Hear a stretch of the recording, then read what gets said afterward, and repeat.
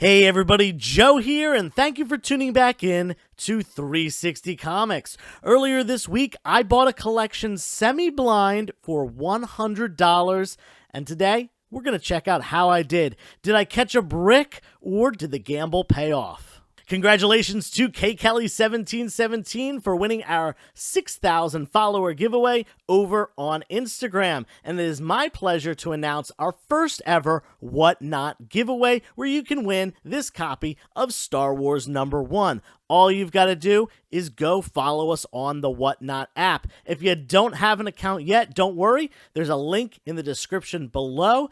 All you have to do is click that link and sign up, and guess what? You get $10 free, and I get $10 free as well to use on the app, so everyone is happy. Head on over there now. I'm going to pick a winner next week before our first live Whatnot sale. Speaking of, I'm doing a second giveaway for everyone who purchases something from our first Whatnot live sale. I haven't hammered out all the details yet, including a prize, but stay tuned, and I'll let you know as soon as I do. As mentioned, I bought this collection semi-blind, meaning I did not go through every book before I made an offer, which can be a gamble sometimes. It can be a risk. You don't know what's going to be in there. That being said, I looked at a couple books as the owner was kind of pulling random stuff out. I saw some cool things, but I also saw a lot of bulk. I'm going to mention the keys that I kind of saw in there at first, and made my offer based upon that, and maybe that'll kind of help you, understand how I go about making these initial offers. So I offered him $100 for the long box that he had that was about 2/3 of the way full. And he deliberated for just a couple seconds and then accepted. I paid him and was about to leave when he mentioned, you know what? I've got another 20 of these at home. And I was like, whoa, this guy does like estate buyouts and, storage lockers, all that stuff, haulaways, and has ended up with a ton of comic books over the years, but doesn't really know what to do with them. It's not really his wheelhouse. He doesn't know this stuff. So he's got 20 long boxes. I may be able to purchase all of them. It would be a really great opportunity. I'm going to cross my fingers that we can work out a deal, and hopefully you'll see a video for that in the near future. But let's get back to talking about this. So paid $100.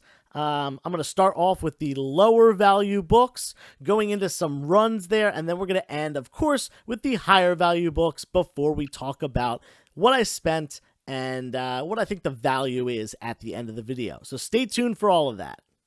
This first batch of books is valued at under $10 a piece. Typically, these minor keys sell for between $5 and $8. And first up, we've got Justice League America number 27. Now take a look at this cover. You might recognize it, especially if you're a horror fan, and that's because it homages one of the great horror movies of all times, The Exorcist. Really, really cool cover in my opinion. Really recognizable. And then we got Amazing Spider-Man number 341. In this issue, Spider-Man loses his powers, and he has to kind of go about things as a normal person, not what he's used to as he's been Spider-Man for over 300 issues. Then we got Green Lantern number 1 from the 90s run. This is just a really nice, easy entry point for a Green Lantern collector. People love picking up those number 1s, and it's got a great, great cover as well. These sell all day in claim sales and things like that, and just a great pickup. Then we got The Adventures of Superman number 424. This is the first issue of Adventures of Superman, despite the high number count. That's because they changed the title of the original Superman run to Adventures of Superman at this point when they rebooted just the regular Superman title in 1987. So this kind of spurred off from that, and I forget, someone told me why they did that at one point, but I'm not a big Superman fan, so I did not retain that knowledge. But yeah, let me know in the comments below if you know. Then we got Superman number 50 from that same, well, not the same run. This is the reboot run. And this features a weird Marvel crossover with a character whose name I definitely cannot pronounce, who turns out to be the same character known as Impossible Man from the Marvel Universe, dating back to the early days of the Fantastic Four. Now, that being said, the character does a little goofy, like, interdimensional shift. He's in this book, and then he's like, I gotta go see my 4 friends, and you see him turn into his like Marvel appearance, which looks completely different than the character he is in this book.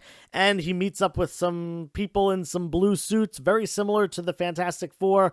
I don't know, real weird stuff, kind of meta, but a cool little key. And there wasn't just 1 copy or 2 copies, there were actually 3 copies of this book. Then we're moving on to Action Comics number 601. And this right here is the first appearance of the new Secret Six. I'm not familiar with them, but it was listed as a key on Key Collector and sells for about $5, so I figured I would put it in the video.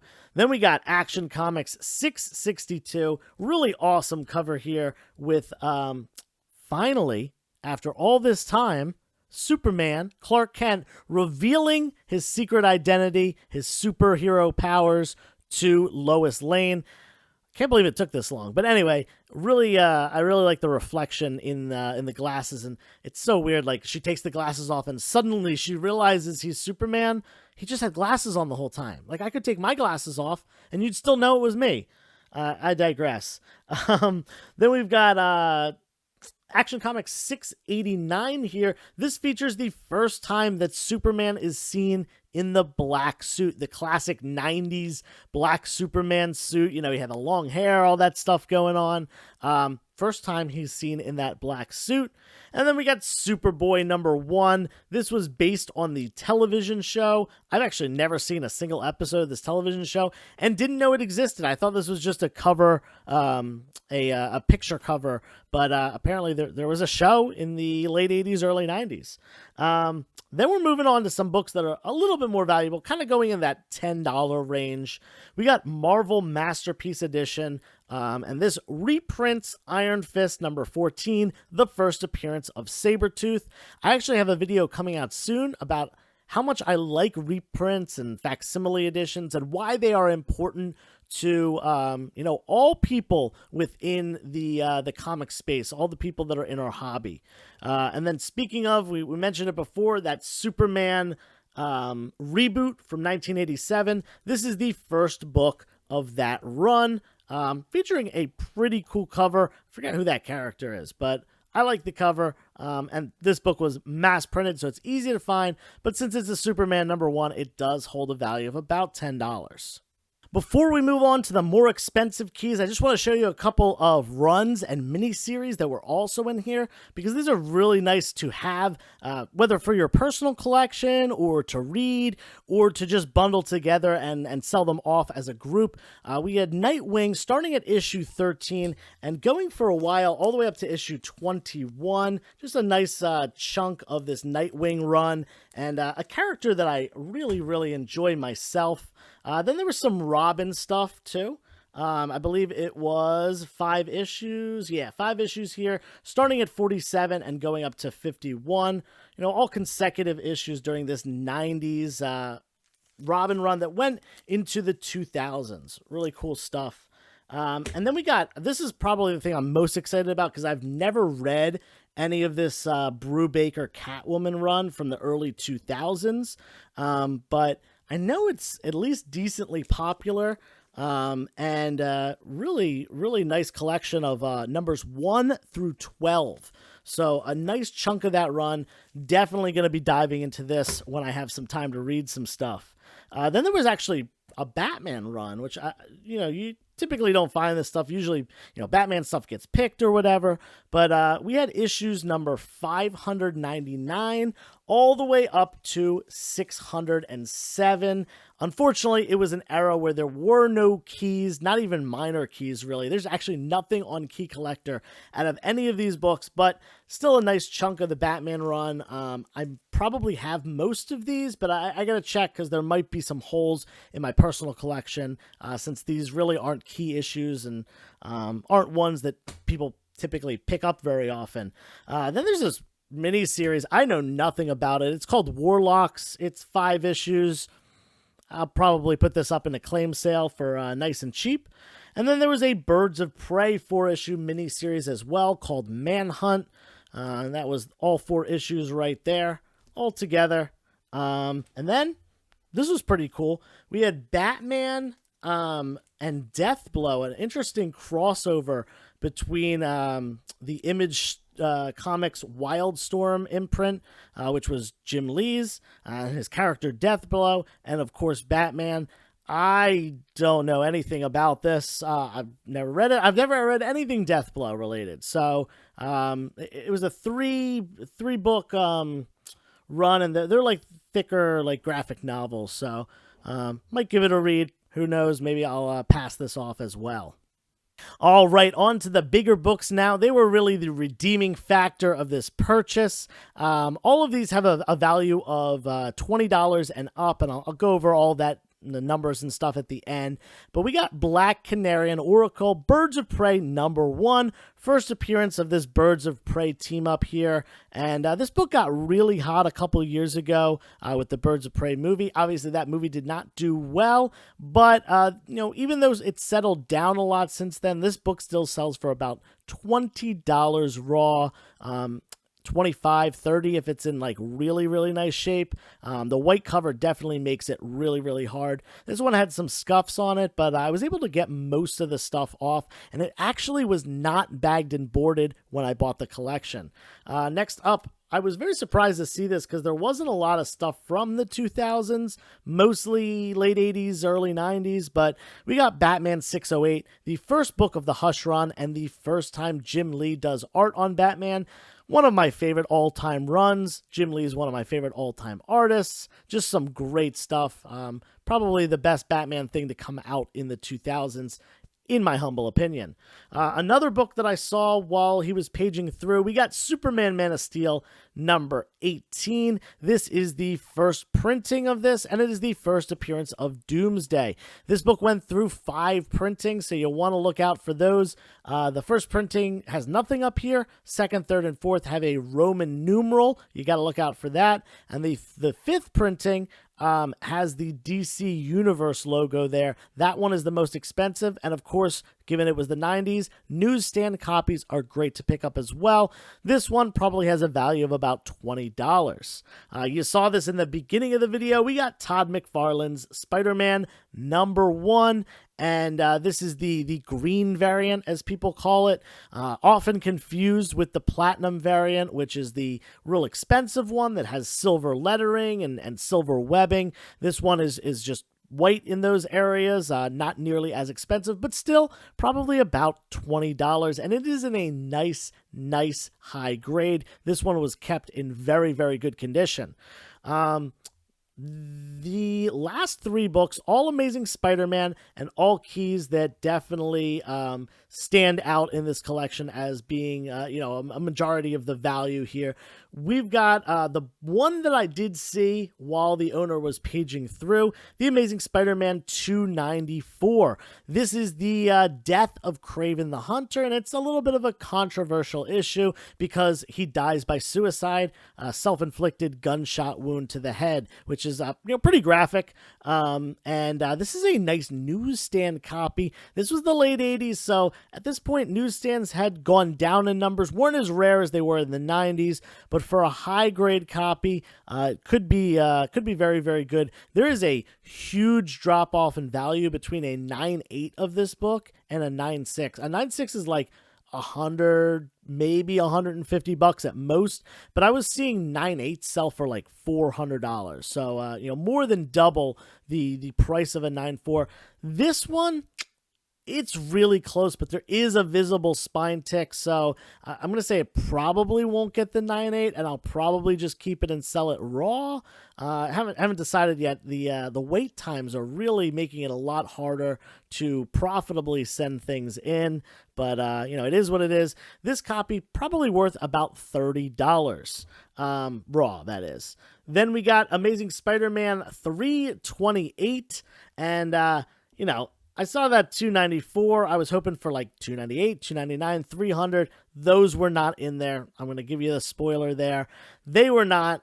I was hoping they were. You know, it'd be great to pick up a collection like that for $100, but still some other good stuff. This is the last Todd McFarlane book in the Amazing Spider-Man run, the last time he did art, and it's just like such a Todd McFarlane cover with Hulk, you know, destroying the trade dress on here, kind of breaking that the fourth wall kind of thing, and then, you know, popping out a little bit. Really great cover, and just, you know, some classic Todd McFarlane art. This again, really high grade, but a big drop off between the 9.6 and the 9.8, so I'll probably just sell it raw again. Also has a value of probably a little bit less than the one before, maybe about $25 for this copy. Then a book that I've never been able to find in the wild, I'm not sure why, but we got Amazing Spider-Man 345. Never see this book for some reason. This is a newsstand, and it is very high grade as well, but again, really with that wait time, I'm probably not going to send this one in, and I'm just going to sell it raw. I have one in my personal collection already that's really super mega high grade, like probably going to get a 9.8 once I finally send it in. This is a newsstand though. Now this is the first time that Carnage, well, rather, Cletus Cassidy is seen to be infected with the Venom symbiote, which eventually will turn him into Carnage, who appears later in this run. This is the second appearance of Cletus Cassidy as well, having just appeared in the issue before for the first time, and it's just got a great cover. I think this is probably Larson. I'm not sure exactly, but great cover. So yeah, let's break down the financials of this collection. I already told you in the beginning of the video that I paid $100 for this collection, so let's talk about what it's valued at. The keys that I showed you, not including the runs, just the single issue keys that I showed you in the beginning and the end, come to a value of approximately $240. Now I think those runs could probably add about another $60 to this, taking us up to $300, and then there's about 100 issues of what I would just call you know, $1 to $3 filler issues like that. So, you know, like I said, $100 there, and 300 total that I showed you in this video comes to a value of about $400. Now, that's being optimistic. That's, you know, us selling all the $1 books and us selling all of this stuff for market price. Obviously, that does not always happen, but I think this collection could fetch pretty well, especially considering there's some Spider-Man keys, and Spider-Man is a very popular character, and that's actually the, you know, the bulk of the value here is you know, those Amazing Spider-Man books and this guy right here. So I think total value, even on a conservative level, is probably about $300. Now, from my initial $100 investment, that's a nice triple up, a low value investment with a pretty decent return. I'm stoked about that, and I'm definitely really hoping that this guy eventually comes through and allows me to at least look at and make an offer on those 20 long boxes that he claims to have. They might be a figment of his imagination, who knows, but until I see them, I'm just going to keep my fingers crossed and hope that they're there and that I get to make an offer at some point. I'll let you guys know if that happens. Anyway, I hope you guys enjoyed the video. As always, please thumbs up for a like, leave a comment down below. Follow us over on Whatnot to enter our giveaway, and subscribe to the channel if you haven't done so yet. That really does mean a lot. And until next time, turn the page, wash your hands.